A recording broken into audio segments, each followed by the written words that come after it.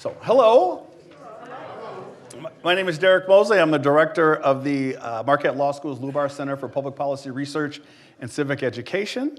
I want to welcome you to today's program, which is our On the Issues session, focusing on the Wisconsin election update. I don't know about you, but to me, it almost seems like Wisconsin's in a never-ending election cycle. And in 2024, our region is going to be actually the center of the political universe, with not only the Democratic National Convention taking place down in Chicago, but also the Republican National Convention taking place here in Milwaukee. We are less than a year out from the 2024 presidential election, and everybody's still talking about Wisconsin playing a key role or a pivotal role in the electoral college in the election of a new president. So for that reason, we decided to put together a panel of subject matter experts so that we can discuss some Wisconsin election issues. So I'm going to introduce our panel real quick. I'm going to start with the individual who's not here with us today and appearing virtually due to the fact that he's recovering from COVID. Big O's for you, Charles. But the professor of law and public policy here at Marquette Law School, as well as the director of the Marquette Law Poll, Dr. Charles Franklin.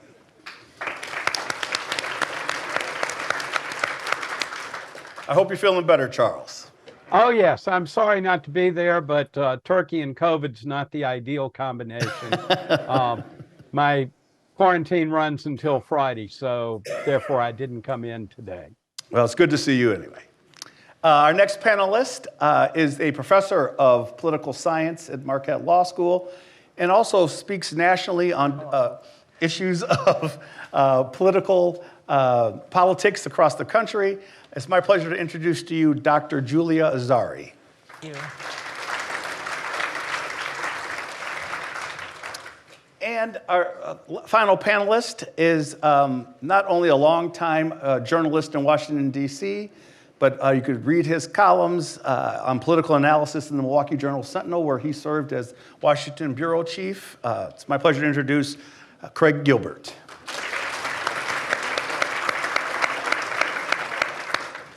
And before I get started, I think it's important that I want to actually thank and welcome the individuals who made it possible for us to be here today, Marianne and Sheldon Lubar.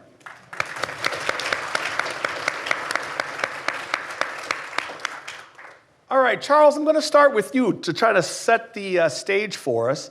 As I mentioned in the opening, the election is a little less than a year away, but we have polling data that's a year out. So tell us, what's the relevance of polling data from this far out from the election?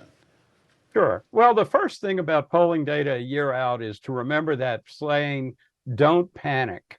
A year is forever in politics, and that's true of polls just like it is everything else. The evidence of polling a year out is that it bears very little relationship to the exact outcome of the election. So if you see someone up by 2 points or down by 3 points, right now, that basically is telling you it's kind of close right now, but anything can happen in the meantime. And so pay attention to the polling, especially looking back, as we'll talk about later today.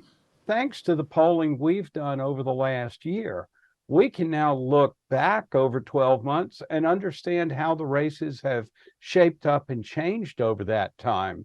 It's not that polling a year ago predicted where we would be today, but polling a year ago gives us the baseline that we can interpret the changes that have happened.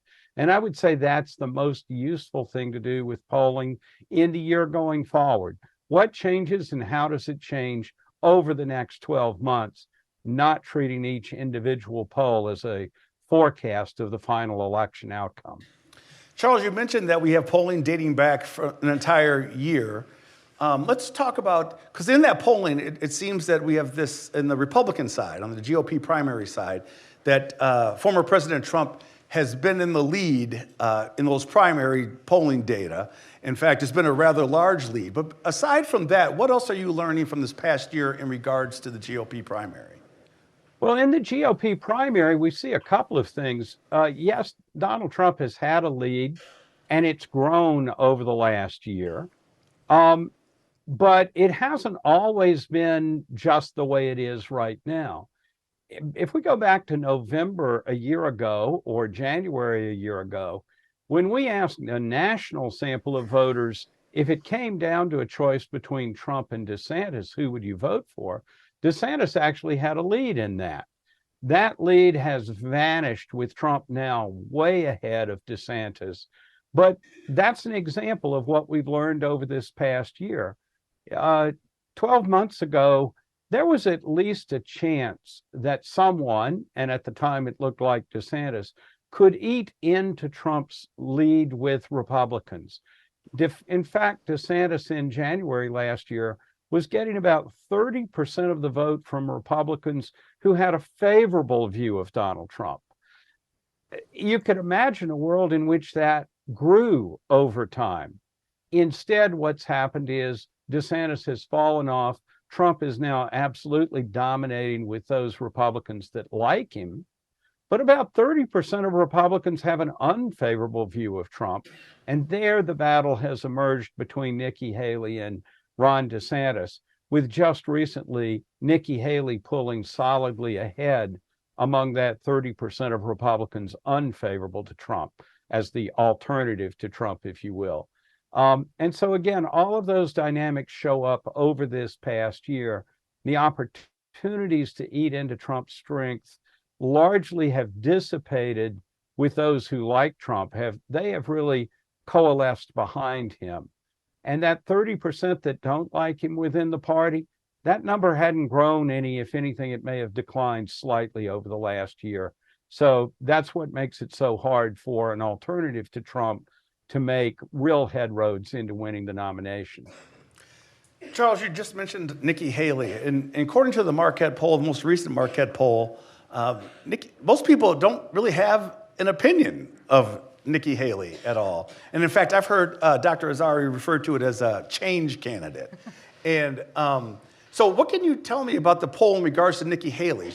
Not many people know her, but she seems to surge against all the other people who have announced for the presidency. Charles, did you hear me? Oh, I'm sorry. I thought you were talking to Julia. My apologies. I'm coming to Julia. The problem of being remote. What we've seen with Haley is that, yes, about a third of Republicans say they don't know much about her, don't have an opinion about her. And yet she's doing much better against Biden than Trump is. This is sort of the dilemma for the party, that Trump remains dominant in the party. That 70% that like him is more than enough to dominate the party. But a fresh face, Nikki Haley, not so closely identified with the Trump wing of the party, that provides an alternative for independents and even some Democrats to support her as an alternative to Biden, even though they are adamantly opposed to Trump and therefore won't consider Trump as opposed to Biden. So that's both the strength that Haley has in a general election context, but it's also her weakness that you got to get the nomination in order to become the nominee. Dr. Azari, you mentioned, I said this before, you mentioned change candidates. What do you mean by that when you say that? I think what I mean by that is mostly kind of the narrative that candidates tell about themselves. So we've had some elections where typically when one party has controlled the White House for 2 terms, where a candidate kind of presents themselves as not only a partisan alternative, but kind of an alternative to what the status quo is in politics. So I think maybe one of the most easily available examples is Barack Obama in 2008, but certainly Donald Trump presented himself that way also in 2016.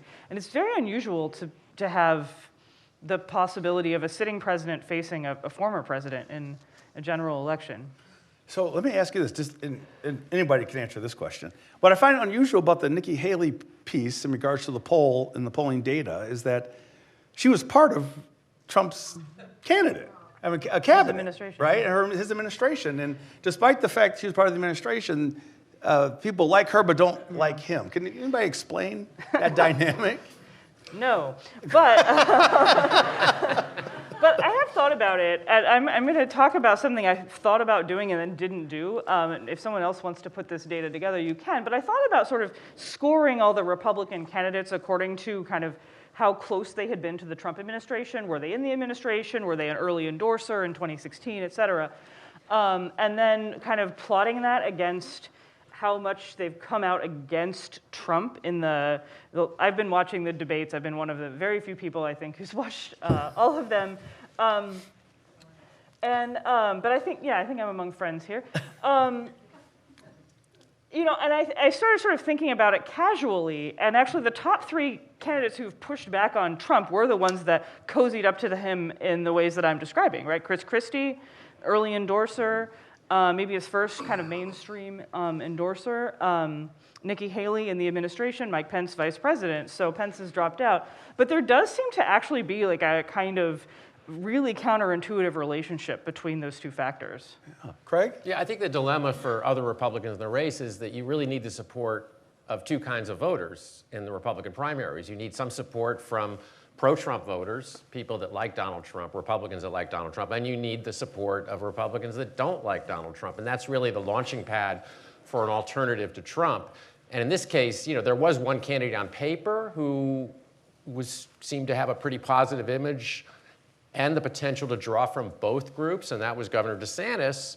But he ended up now losing the pro-Trump vote overwhelmingly to Trump, and then falling behind versus Nikki Haley among the anti-Trump candidates. So the challenge for Nikki Haley is that that group of anti-Trump Republicans is not big enough to carry a candidate to victory by itself.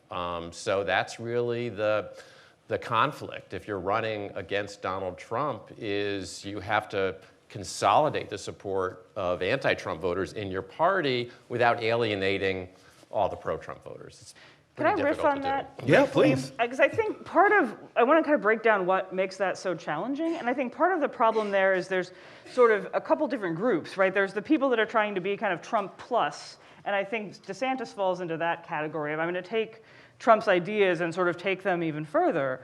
Then you have people like Haley that I think are trying to be Trump light, take some of Trump's ideas, but back away from January 6th and other things. And then you have, I'll use Chris Christie again as the example, sort of anti-Trump. Consolidating that group of people is going to be really, really challenging. Absolutely. So I have to ask you, back to you, Charles. Let's talk about favorability in the poll, because that's a big piece of the Marquette Law poll, the most recent poll. And in the poll, it shows that President Biden is viewed favorably among Democrats. However, his overall favorability rate is pretty low. Can you elaborate on that for us a little bit? And what's the discontent?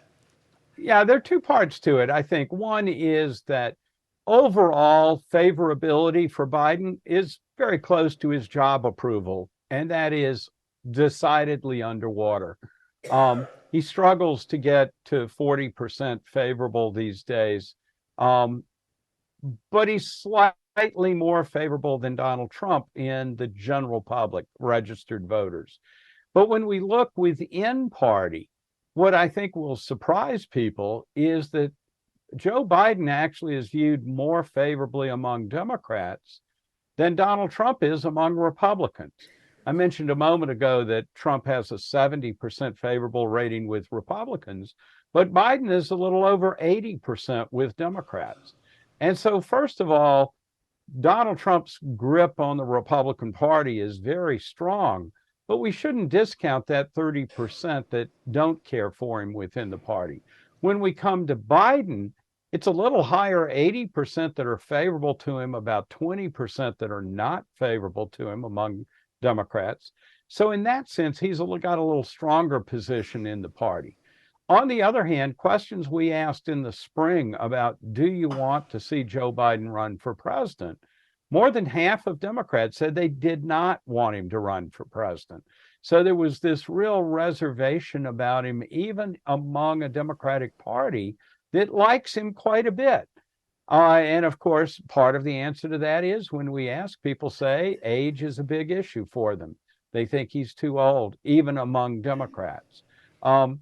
there are also particular issues, but the age issue is the personal characteristic of Biden that really stands out when you look among Democrats. Of course, whereas Donald Trump faces several serious opponents who have run vigorous campaigns, we haven't seen that on the Democratic side. We have, of course, a little bit of opposition to him, but you haven't seen senators or governors running against him the way you have against Trump. So the Democratic Party has real reservations about Biden, and those are important. But on the other hand, that doesn't mean they've turned against him and decided they dislike him. It just means they wish they had somebody else. And so, Craig, we're talking. Charles brought up age, and there's a 4-year age difference between the two. And so I'm wondering, well, why is it attaching to Biden and not attaching to Trump? And is this something that you've seen before? Well, I mean, we are in uncharted territory, to use an overused term, because we never had candidates this old and this unpopular. I mean, a Trump-Biden matchup would be so unprecedented in that respect. Age being one reason, also just, again, they're high unfavorables. I mean, one point I would add to this discussion about popularity and approval is, you know, it's tricky to kind of to try to evaluate, for example, Joe Biden's numbers in these polls. One reason it's tricky is while I think they do reflect real vulnerability, certainly real questions about his age and the way he projects publicly. But there's also a context here, and the context is kind of we live in an era of chronic disapproval and discontent. So, you know, the old sort of standard barometers that we would look to for whether an incumbent is going to win re-election, which would include, you know, do people think things are on the right track or the wrong track? What's the incumbent's approval rating? Kind of lose their meaning as election predictors because everybody's unpopular and everybody's unhappy. I mean, you know, who's happy? Democrats, you know, even when they're in power, they're unhappy because they're really unhappy with what Republicans are doing, and they're opposite for Republicans. So, you know, Democrats are kind of hoping and banking on the fact that Joe Biden's unpopularity doesn't mean what it would have meant 20 years ago. And we'll find out if that's true or not. And you refer to that group as the double haters, I think. The double haters. I mean, it's like there are these groups of cross-pressured voters, and Charles can talk about this. I mean, and one way to look at it is the double haters. There's like 20% out there, I believe, who, if you take a poll, a national poll or a Wisconsin poll, that say they dislike, you know, they have an unfavorable image or perception of Donald Trump, but they also have an unfavorable image of Joe Biden. There's also like these people that called the somewhat disapprovers, the people that disapprove of Joe Biden's performance, but not with a great deal of strength. They're not partisan Republicans, and some of them are Democrats. They're just not happy.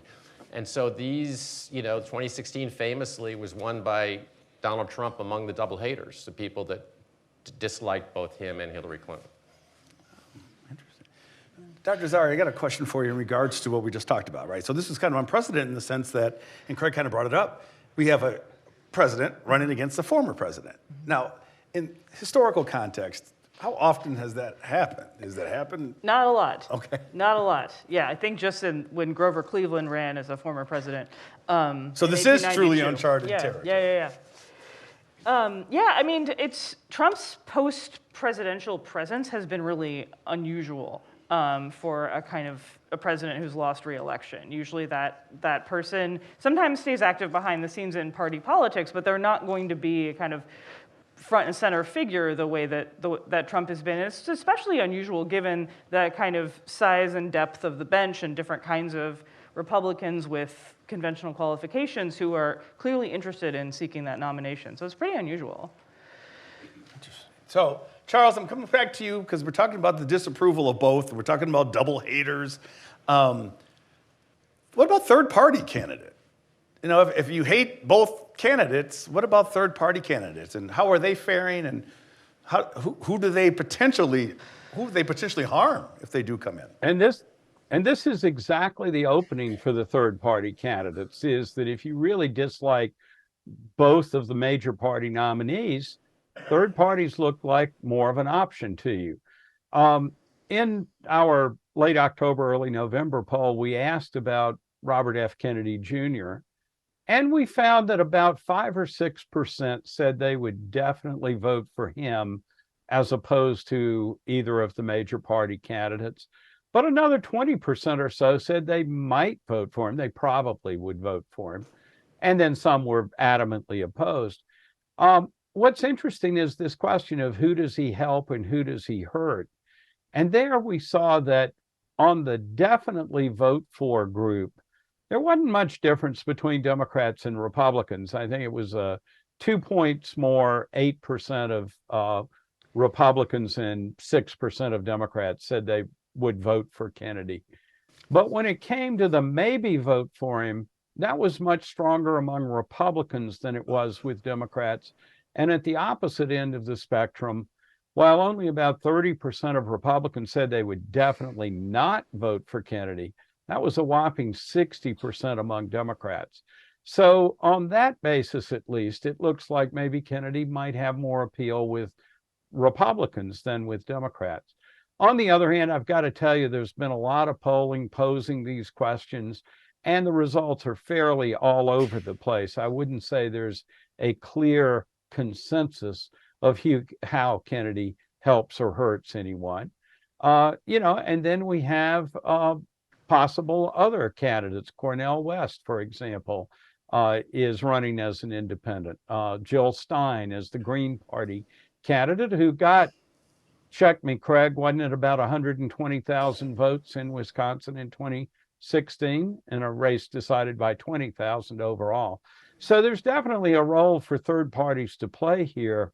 What's not at all clear at this point is, will voters remain as discontented with the two major parties next November as they are this November? And if they are that discontented, will they decide to choose the lesser of two evils, or will they decide they've had enough and go for one of those third party candidates? Craig, you've written about this as well in regards to third party candidates. And people used to complain that Jill Stein took votes away from Hillary Clinton here in Wisconsin, as well as I think Ross Perot taking votes from George Herbert Walker Bush. Yeah. Third party candidates. So is that a legitimate argument? Well, it's always possible, and especially in a state where it doesn't take much to sway an outcome if it's close enough. I do think when you look back at history, and that's what I did in this particular column, it's pretty hard to find an example in modern times where you could, I think, credibly argue that a third-party candidate changed the outcome. I mean, in the case of Jill Stein, she didn't get that many more votes than was the margin of difference, and you sort of have to assume that, all the people that came out to vote for her would have turned out without her on the ballot, which I don't think is a credible assumption, because some of these, if you're turning out for that marginal third-party candidate, you're motivated to vote for that person, knowing they're not going to win the election, and then you have to assume that of those who turn out, they're all going to vote the same way. I do think the potential exception to all this is the no labels scenario, which I would treat a little differly than the Green Party candidate or the Constitution Party candidate or the Can you Libertarian elaborate candidate. Well, on the no labels? So the no labels is an effort is kind of a self-professed centrist effort to field a bipartisan ticket. It may or may not happen, but it's particularly alarming to Democrats because they see that as tipping an election to Donald Trump in a Trump-Biden matchup, and I think there's legitimately more fear on the Democratic side than on the Republican side of that scenario. But it's a totally open question. And again, the last time we had a major kind of self-styled centrist candidate would have been the Perot elections of the 90s, where he was arguably drawing voters from both sides, and in Wisconsin got upwards of 20% of the vote in one of those elections. But unclear whether he really had an impact on the outcome in the end. Yeah, I guess I just wanted to weigh in on this to give a little bit of political science perspective. There's a great paper from the late 90s that kind of argues against the idea that voters that we see these kind of major third-party candidates, that voters gravitate toward that when they're dissatisfied with the system in general. And the argument is instead that they gravitate toward these candidates when they're dissatisfied with their side in particular. So this is there's just an especially kind of vulnerable situation when there's an unpopular incumbent. So you can see the potential relevance here. So this harkening back to an even earlier centrist third-party candidate, John Anderson in 1980, or Ross Perot in 1992. But what I think is interesting is that since this paper was published, events have not borne out its thesis very well. We should have seen in 2016, not a Jill Stein, who's clearly of a particular political and ideological identity, is clearly a candidate of the left. We should have seen a centrist candidate in 2016 of this kind of third-party type, I think, if that were still going to hold. And instead, I think polarization and people's sort of sense that the other party is a threat has really changed that voting calculus. I don't know how that will play out necessarily under the 2024 scenario, but I think it's worth sort of contemplating what we know about this and how it applies to the current situation. Charles, a normally solid voting group for the Democrats and specifically Joe Biden has been blacks, African Americans, Latinos, and younger voters. But the poll kind of shows that there may be a little crack in that coalition. Yeah, I think there is some slippage. And back to that question of not that today predicts, but what happens over the next 12 months is really critical here. If we look at the 2020 elections in Wisconsin, and specifically in Milwaukee, in the majority black wards of the city, Biden got between 2 and 3% less of the vote than Hillary Clinton had gotten 4 years ago. But in the majority Hispanic wards, that slippage was more like 6 to 8 percentage points. Still big majorities in both cases, but a little bit of slippage, and especially in the Hispanic community. And of course, we saw that Hispanic slippage elsewhere in the country in particular. I think what we've seen in national polling is that, and to a lesser extent here in Wisconsin, is that black approval of Biden is lower than we might normally expect it to be, and approval among Hispanics is lower still. So there is a job to be done by the Democrats in the Biden campaign to win back some of that loyalty. However, the one caveat I would say is that the amount of attention being paid to the election a year out by all groups is vastly less than it will be next summer and fall. And so what we do see in the data are somewhat higher rates of don't know answers on Biden approval, for example. And I expect we'll see some of those things change pretty dramatically by the time we get to next summer and we know for sure who the race is going to be between. There's been, and this is for anyone on the panel, there's been a lot of discussion in regards to 14th Amendment, Section 3 disqualification. And I don't think a lot of people understand what that means. But there's a number of lawsuits going on across the country right now where the defendant in those lawsuits is former President Trump. So could someone explain the 14th Amendment, Section 3? Okay, so I have been the non-lawyer at 2 conferences about this so far, so now I'm going to try to channel the lawyers. So essentially, what Section 3 of the 14th Amendment says is that anyone who is an officer of the United States at the time of the event who participated in an insurrection is disqualified from office. From what I could tell, I'm teaching this to my undergraduates tomorrow, so this is like my test run to try and lay this out. From what I could tell, the major issues in the legal community that legal scholars are talking about are, does Congress need to pass an act for this to be enforced? So that's kind of like a legal loophole type question. Does the president count as an officer of the Constitution, which the Colorado court has said no. I think that was last week. So I heard people present on both sides of this at this conference at the University of Minnesota, and the argument was, if you look at the text of Section 3 of the 14th Amendment, it does lay out a bunch of different officers that are eligible for this, and president is not one of them. The argument of virtually everybody else at the conference who was a lawyer was, this is ridiculous. This is a ridiculous interpretation. So that is the debate as I understood it. I'm happy to say more about the Civil War context, but those are the big debates. And then the last debate is, did Trump participate in an insurrection?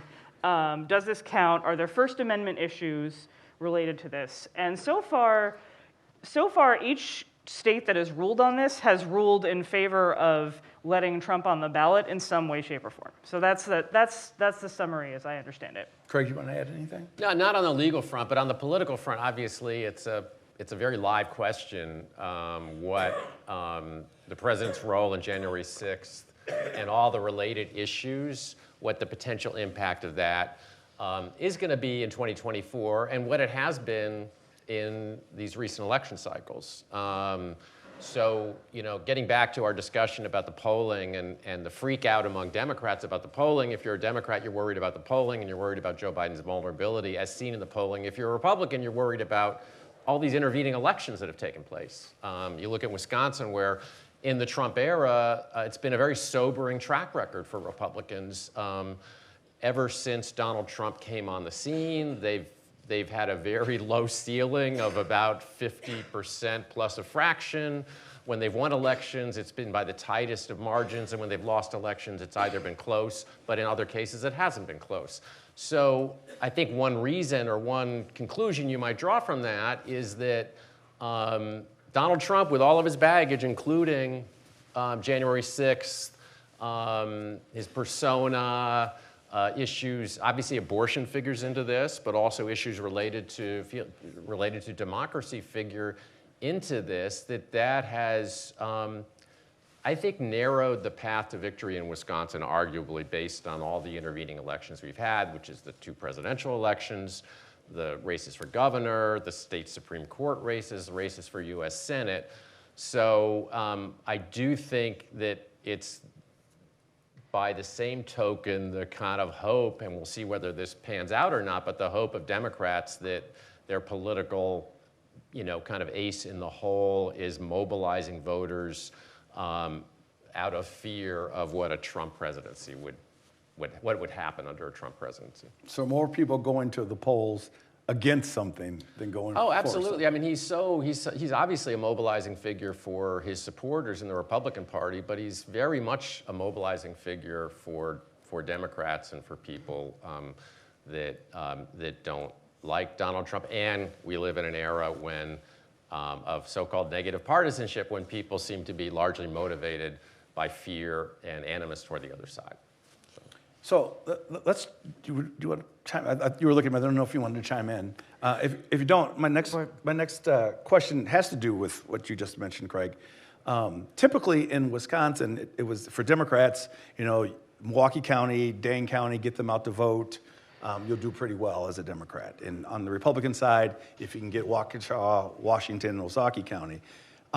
In your whole time looking at this political trends here in Wisconsin, how has that changed, or is it still the same formula? Oh, it's changed so much. I mean, if you look at, we have this long history of close elections, but the close elections of today look very different, and the map looks very different than the razor-thin elections of 20 or 30 years ago. I mean, the Bush elections of 2000 and 2004 was one way for Republicans and Democrats to win Wisconsin, and now it's a different path. And in those days, Republicans built on their strength in the WOW counties, in the Republican suburbs that were just getting redder all the time, incredible turnouts, and Democrats obviously tried to run up the vote in Milwaukee and Madison, but Democrats were much more competitive in rural areas too, and that was a big part of their formula. Winning Wisconsin back then depended on Democrats being very competitive in western Wisconsin and in many rural areas of the state. Now it's a different map, and obviously those changes, particularly the shift in small towns and rural counties toward the Republican Party, propelled Donald Trump to a very narrow victory in 2016. But the erosion in the suburbs has really been a problem for Republicans in the election since then, because these are more populous places. And what are the growth areas of Wisconsin? Dane County, which is by itself has such an incredible impact on statewide elections, and every cycle the vote margins are bigger and bigger for Democrats in a growing Dane County, which means Republicans have to find those votes somewhere else to make up for it. So that's how the map has changed. It's I think in some ways making it harder for Republicans to win statewide elections, but by no means does it mean that it's impossible for Republicans to win statewide elections in Wisconsin. Doctor? Yeah, I have, I guess, kind of two quick things to add to this. One is that the kind of conventional wisdom about Trump and victories in places like Wisconsin, and specifically kind of northwestern Wisconsin, which drove the 2016 victory here, is that Trump has started to appeal to what we call low propensity voters, people who are less likely to vote. Typically, Democrats have appealed to those groups. Republicans have relied on people who are highly educated, have high incomes, and are more likely to vote. That changed in 2016, and there's kind of evidence of that in the counties up in the Northwest where Trump did well, that there was more turnout in 2016. But that's also been kind of cited as an explanation for why midterms have gone so well for Democrats. Again, in 2024, not clear how that will play out. But turnout is obviously, when you have a state like ours is very competitive, turnout is going to be part of that story. The other thing I had to say about that is just a fact I looked up yesterday that was astounding, which was I was looking at 2022 Senate returns, and Mandela Barnes, a Democratic candidate for Senate last year, got almost as many votes in Dane County as he did in Milwaukee County. Milwaukee County is about twice the population. So I thought that was kind of an astounding fact about turnout. Yeah. Charles, does the polling reflect what we've been talking about? Very much so. When we look at likely voters, Biden does a bit better. When we look at the less than likely voters, Trump does better with them. So mobilization of voters on both sides, but especially on Trump's side, will be a big key to victory in 2024 if this pattern continues to hold. We also see the attention to politics, which really comes into play, especially with younger voters, a group that Biden is struggling with right now. But we see astonishing high levels of haven't thought about it, don't have an opinion among 18 to 29-year-olds, even in the presidential race. And again, that's one of those things that is a key to mobilization, but it's also a key to thinking about the race and making up your mind who you're going to support. It's not unusual for young people to take a while to pay attention to the upcoming election. After all, unlike some of us old guys, they have lives to lead and things to do and places to go and parties to attend.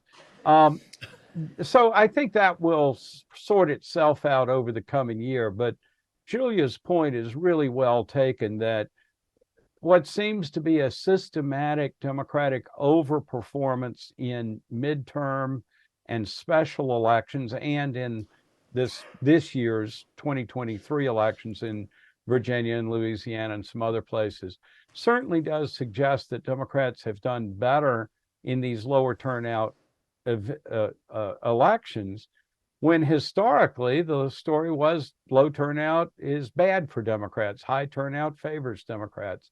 But that doesn't seem to be as true now as it was. So I want to draw your attention to the Senate race here in Wisconsin.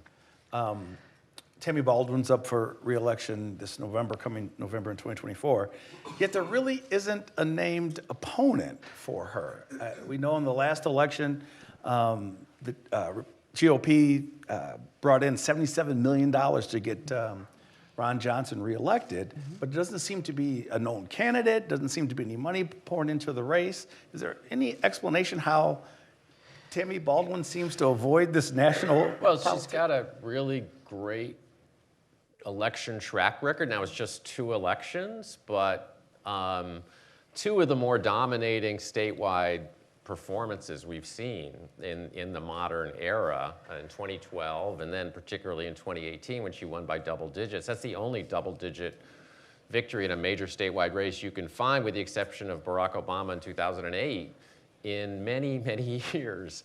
So the secret to her success has been that she's a very mobilizing candidate for liberals and Democrats, but she's also just really overperforming compared to other Democrats in these red rural areas. And I think that's seems puzzling on one level, but I think it's also partly, I think, owing to, you know, the effectiveness of her campaigns, the kinds of issues she talks about when she travels around the state, which are often very parochial issues. In some cases, they're crossover issues, like, you know, Buy American, and so she has, you know, instead of losing the small towns in Wisconsin by 25 points like other Democrats, she's losing them by 10 or 12. And every vote counts. And so a big secret in politics, which not everybody pays attention to, is the art of, you know, losing the enemy turf by less, as not just winning your own areas by more. And if you can do that, that's just as important as running up the score in blue areas, is being more competitive and having a smaller losing margin in red areas. And she's been able to do that. And she's also not, at a national level, she's not at the top of the list, because there are other very vulnerable Democrats around the country that are going to get, you know, that are bigger priorities for national money on the Republican side. Julian? Yeah, I mean, I agree with pretty much all of that. I think she's sort of avoided becoming a kind of national lightning rod for national controversies around the party, and that's been really successful. And in 2018, she not only ran ahead of Wisconsin Democrats, but crucially, if you look at all the Senate races in 2018 and you throw out California, because both of the candidates were Democrats on the ballot, if you throw that out, the kind of average improvement of Democratic Senate candidates over Hillary Clinton's totals in 2016 was 7%, and it was closer to 9% for Baldwin. So she's kind of running ahead of her party, even in what was a pretty good year for Democrats. And I was also looking at the Ballotpedia, the campaign donations on hand. So as of the end of September, she had 17 million in receipts. And the only Republican who's trying to challenge her had 1,700. So it's quite astounding in a state with something of a Republican bench that no one has stepped up to challenge her. Charles, does the polling reflect the same? What are you pulling from the polling in regards to Tammy Baldwin? Well, there are two things on that. Her net favorability was a little negative in our latest poll, about 3 or 4 points more unfavorable than favorable. In June, it had been about 3 or 4 points more favorable than unfavorable. And that's been pretty typical of her in the years that we've been asking about her. She tends to stay a little more favorable than unfavorable, but not dramatically so. And there are occasional polls like this most recent one where she's slightly net negative. The other thing that we see with Ron Johnson and with Tammy Baldwin, clear cycle over their 6-year terms between elections. Right after election, everybody knows them. They have strong opinions about them. And as winners, they have been a little more favorable than unfavorable by election day. But then over the next 6 years, people forget. The percentage of people saying they haven't heard enough about Baldwin is up in the 15+% range right now, has often been in the 20-something% range. But by election day, that's going to come down to well under 10%.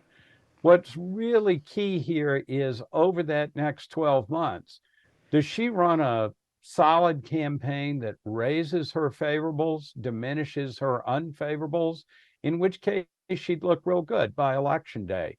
Ron Johnson actually did that in the running up to the 2022 election. He started out solidly net negative, but by election day had brought that to basically even in his favorability. So what happens with Baldwin over these next months depends on how she runs her campaign and that candidate to be named later, whoever's going to run on the Republican side or win the nomination on the Republican side. I think there is an argument to be made that we rush candidacies a bit and you can get in a bit later and still run a very credible campaign. Ron Johnson himself is the example of that, who didn't get into the election in his first race in 2010 until I think it was May, maybe even the 1st of June, but certainly May. And so I do think there's still time for a race to emerge there. But the things that Julia and Craig said about Baldwin's strengths are certainly true. It'll be up to that Republican candidate to find ways to knock down her favorable numbers, even as people have to struggle to learn who that new Republican face is, who's not a household name already. That'll also be a big challenge for the GOP. Just one thing to add to that, it is a source of vulnerability for her that the Democrats occupy the White House and we have a president with negative ratings, a Democratic president with negative ratings. I mean, incumbents have been very hard to beat in Wisconsin, but usually it only happens when they're in the party, when they share a party with the president. It almost never happens when you're in the out party. So it is a source of vulnerability for her that there's a Democrat in the White House and a Democrat with negative job ratings in the White House. But isn't it unusual that we're less than a year out and no one's campaigning, no one's raising money, no one's got name recognition? Is that seems to be unusual, less than a year out? Yeah, I think it is a little unusual. And if you look at the other states that have Democratic incumbents on the ballot, it's unusual in that context. All right, at this point, I'm going to open it up for any questions. We're going to have to run a mic out to you so that Charles can hear you as well. So we have. Yep. He's coming right. We're going to bring you the microphone. I'm going to ask you a very hard question that you haven't covered, and I was hoping you would. There are a lot of intelligent people in this country, and how can, if you look at Donald Trump's record as he's bankrupted 3 or 4 major companies that he started. They were on the New York Stock Exchange. He has been impeached by the Congress 2 or 3 times. He has never told the truth. My background is in the commercial banking business. I checked with people I knew in New York. They said we wouldn't lend him a quarter. I mean, I don't mean to make a joke of this, but you must ask yourself, a man like this, to say nothing of the 3 major lawsuits, in addition to the impeachment that he is undergoing now, with that kind of a record, why should he be in the lead? Yeah. And I'd like to know the answer to that. All right. Anybody else? I'll take a stab at that if that's okay. All right. Yay, Charles. Yay, Charles. The simple answer is an awful lot of people do support him despite those points that Shell is making. When we ask who would handle the economy better, Trump or Biden, it's 50% Trump, just 33% Biden. Who would handle the southern border and illegal immigration? 50% Trump better, 30% Biden better. And so on those major issues, we see Trump holding an advantage. The other thing is when we ask about accomplishments, does Joe Biden have a strong record of accomplishment in office? Does Donald Trump have a strong record of accomplishment? What we find there is that while people are fairly divided on Trump's record, about 50% say he does have a strong record and about half say he does not. Biden fares much less well on that, with an answer in the high 30% saying he's had a strong record of accomplishment.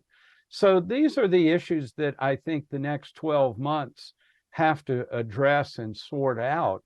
And that's what campaigns are about. Biden has to argue and convince the public of his accomplishments, which they don't see at this point. And on handling the economy and immigration, who's better on that, and how does the campaign shape that up? There are areas where Biden is greater strength, especially on the abortion issue. People trust him more on that. But I think and we mentioned earlier, who's too old to be president? Many more people say Biden's too old rather than say Trump is too old. but in seeing how the campaign is run. If Biden is able to run a vigorous, impressive campaign, maybe that number goes down quite a bit. So I'd say the campaign has to deal with a lot of this, and the campaign will highlight both the strengths and weaknesses of each candidate and certainly their critiques of each other. Thank you, Charles. I'm wondering if the panelists could talk about a no-win in 2024 and a failure to get sufficient electoral votes. Does that likely, is that a better scenario for Trump, especially because it goes into the House?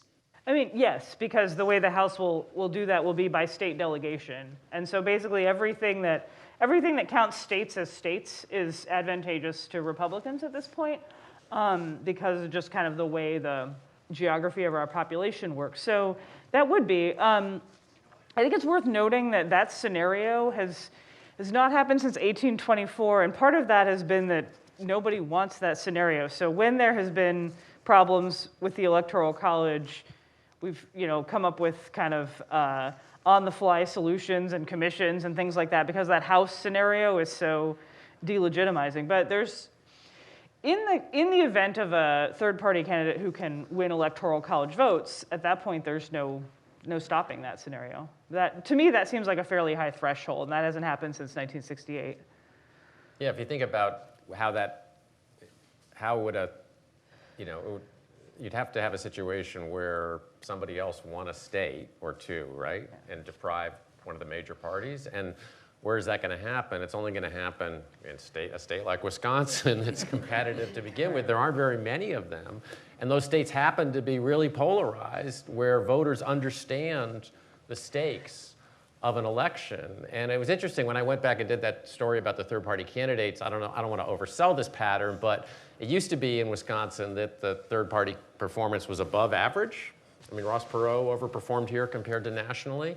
But it's been below average in more recent elections. And is that because people are so understanding of the stakes? It's been drummed into them that Wisconsin is a tipping point state. It could decide the next president. And so people may be less likely to vote for a third-party candidate knowing it's a spoiler vote when the stakes are so high in their state.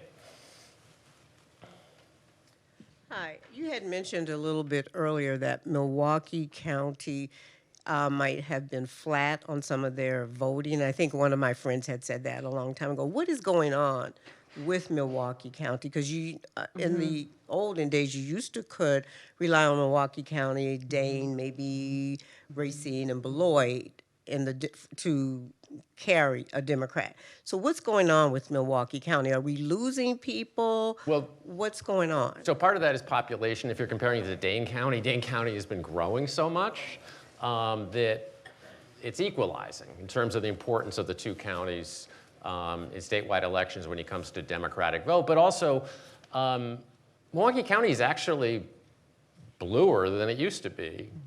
Not because of the city, but because of the suburbs. And so the city has lost some population. The city's still overwhelmingly Democratic. But the big change in Milwaukee County is in the suburban communities within Milwaukee County. And if you think about the suburban communities on the north side of Milwaukee County, the North Shore and Wauwatosa, I mean, it's, many of them used to be Republican. I mean, Wauwatosa used to be a really important community to Republican performance statewide, and now it's just the opposite. It's one of them. It's after Milwaukee and Madison, it may be the most important community given its size to Democrats in the state, and so these places that used to be purple or even red are now blue and getting bluer all the time. And on the south side of Milwaukee County, it's more purple, but it's also trending a little bit in a blue direction. So Milwaukee County overall is performing pretty well for Democrats. It's just that the mix, the city is not generating the same, clout electorally versus the suburbs as it used to. This is going to be difficult to predict accurately, but if the disgust that many people are speaking now of a Biden-Trump election continues, what do you see as the possible alternatives to that happening? Well, I think third-party voting is the obvious thing, that if there's genuine disgust with both Biden and Trump, and that disgust is enough to make even their potential allies say, no, I just can't do this time, then there are undoubtedly going to be a host of third-party options that you can go and mark your ballot for, knowing, of course, that leaves the election in the hands of those that choose between the two major party candidates. And so that's a tough row to hoe, but it's especially important that voters come November next year feel like there's a choice between the two major party candidates that matters to them, as opposed to thinking it's a choice that doesn't matter to them.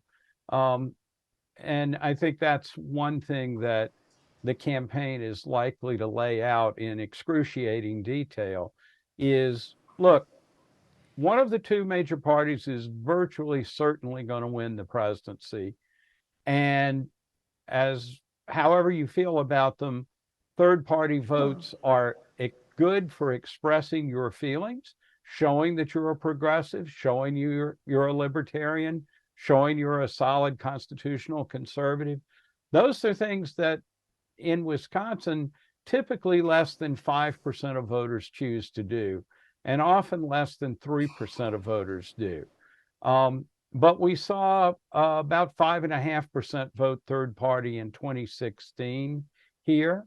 We saw a similarly rather larger than usual third party vote in 2000 when the election was almost tied here as well. But it has generally, as Craig said, been smaller than those high points and smaller than the national third party vote. So I think that's part of the answer. And the other part that's less satisfactory is get involved in party politics and help make a difference with the parties. It's the elephant in the room with Biden's age, the fact that Kamala Harris might become president. For those who didn't hear, it's the elephant in the room, the fact, when we talk about the age, is the fact that Kamala Harris could become president. I think that's plausible. Yeah, I mean, it's hard to prove that definitively that is true, but I think that's certainly a plausible theory. I think in terms of public rhetoric, it's certainly talked about a lot. I actually think that overstates how the public perceives Harris. Every vice president is seen a little more unfavorably than the president they serve under, and she's no different than that. Biden's favorability number being in the low 40s and Harris's in the high 30s is really not that different than the gap we see between previous presidents and their vice presidents. It's just that Biden's level is pretty low, as Trump's was actually in his term. So I do think that rhetoric uses Harris as a critique of a second Biden term. And there's certainly plenty of people who share that view. But I do think we exaggerate just how weak Harris's position is compared to other vice presidents.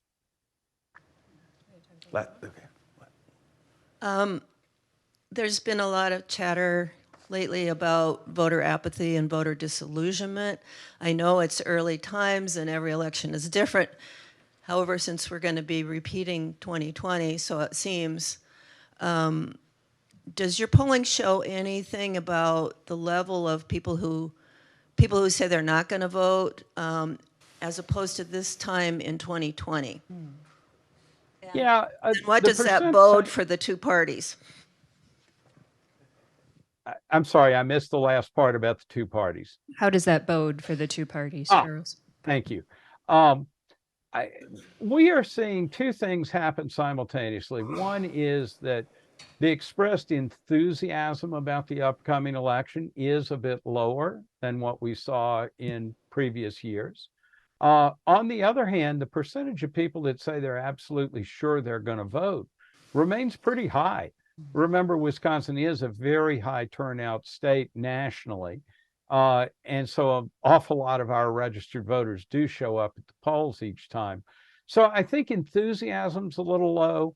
Attention to politics right now is a little low, but the commitment to voting seems to remain pretty high. And we'll watch that over this next 12 months as well to see if enthusiasm ever matches commitment to voting. But in the end, getting to the polls counts the same way, whether you're enthusiastic about it or not. I just say, when I started doing this in the 80s and 90s, one of the great worries among political scientists and others was apathy. People did not vote at the same rate they vote today. Things were less polarized, or at least they felt less polarized, but people were less engaged, and people were really worried about lack of engagement in politics. And so, here we are, really divided, really polarized, really dissatisfied, but it's actually generated, or at least coincided, with much higher turnout rates. And that could be for a lot of reasons. It could be all the money that's spent, all the effort that goes in, but I think it's also related to that level of dissatisfaction, obviously to how polarized we are, because people really feel like the stakes are really high, and even if they're unhappy, they're motivated by that unhappiness, or they're motivated by what they don't like about the other side. So you keep waiting, in a sense, for this kind of malaise, or whatever you want to call it, to translate into disengagement, but it doesn't seem to work that way, at least in states that, that are targeted and that are decisive and deciding states in the election, like Wisconsin, where everybody is, where millions and millions of dollars are spent on getting people to vote and persuading people to vote. Well, this time I want you to join me in thanking our panel of Dr. Julia Azari, Craig Gilbert, Dr. Charles Franklin. Thank you all. Appreciate it. Also, I would like to say a thank you as well. This is going to be our last event for the year, and so I have one full year under my belt throwing events. So I want to thank you all for attending, so I appreciate it. And you will receive notices in regards to our future programming. Myself and program manager Hillary DeBlois have been actively working getting our next year ready to go. So we hope to see you in the coming year. Everybody have a great holiday.